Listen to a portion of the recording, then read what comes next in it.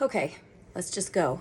Uh, Frustrated, turbulent, tired, brain fog. It's been 3 weeks since, I think 3 weeks of some of it, something. 3 weeks and something. My mom passed, and we had her funeral celebration at my daughter's wedding. And first I was talking about I just felt numb for a minute, and now it's just been frustrating. I felt frustrated because there are so many things after all those details that now you have to sit down and you have to take care of, and you have to go here and you have to go there, and you have to fill out papers, and you have to have death certificates, and you have to all the things, all these details. And it doesn't seem to matter how many lists I make or how much I try to stick to the list. I just feel like I'm going in circles, and my brain can't stay focused on anything more than normal. And then you just kind of you walk in circles, and you go one place, and there's this just brain fog of how'd I get here? What am I doing? What am I supposed to be doing? Where's my list? Where's my other list? And even the taking care of all the things so that we get through everything, and the wedding is over. My car, 3 weeks later, I still have things from the hospital, and people just kept throwing things in my car from the wedding. And my car is everything is topsy-turvy. Nothing just seems to be even keel and steady. And it's so frustrating. And then, your heart starts to race, and you just get anxious. And then where's the list? And then I sit down to write the thank you notes. It's been 3 weeks. And for some reason, I think I need to mail all of them out at the same time. I'm not sure why I thought that. And hopefully people will give grace, because they should have been out already. The first weekend was my daughter's wedding, so I was only trying to pull things together for that. And then I sit there and I look at the thank you notes, and I just look at the blank page, and I feel like my mind is racing, but I got nothing. But it's empty. It's racing. It's full of everything and nothing all at the same time. And again, I'm going to say, anyone that's grieving or has gone through grief, and I haven't read a book yet or anything, which is very much unlike me. That's how frustrated and going in circles I am. I haven't even gotten a book yet. It's okay. It is okay. The fact that I am frustrated and foggy and feel like I'm not accomplishing anything, although I am accomplishing things because they have to be accomplished. I just feel like I'm not doing them at the pace I should be doing them. And, to sit and look at a blank sheet of paper to write a thank you should not be that difficult. And for some reason it has been, and it has taken me 3 weeks. And I think through all of that, all of these things that I'm feeling right now, God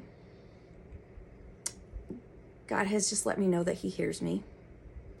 He hears me. And it's sometimes, don't we just need to know that we're heard, that someone hears us, and not necessarily that they can do anything, or that we want them to do anything for us at the moment, just to know that someone hears us. And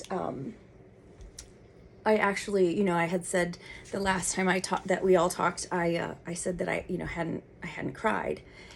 And this morning I was going through all of walking in circles and making more messes while I'm trying to clean things up, and the things that I need to do, and the things on my list for today, and the things left over from yesterday. And I was like, I need to do this. Oh, I've got to write that down. Oh, I've got to make sure I do this today. And then, I need to call my mom. I want to call my mom. And I cried.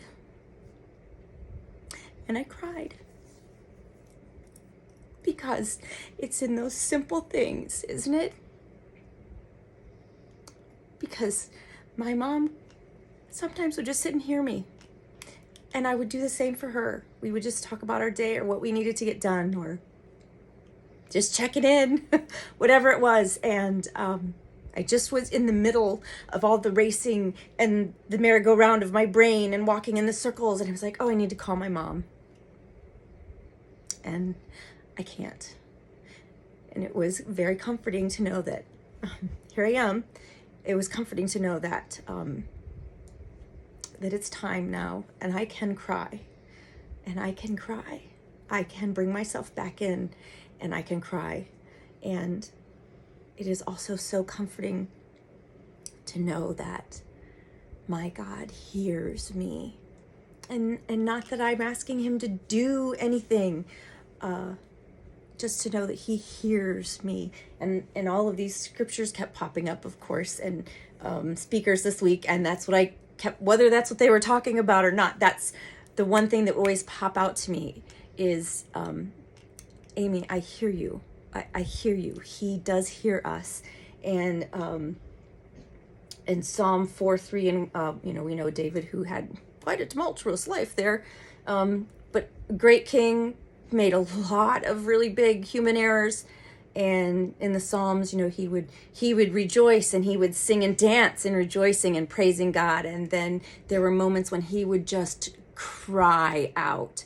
And in Psalm 4:3, it lets us know that, when we cry out, when we call to him, God hears us when we call to him.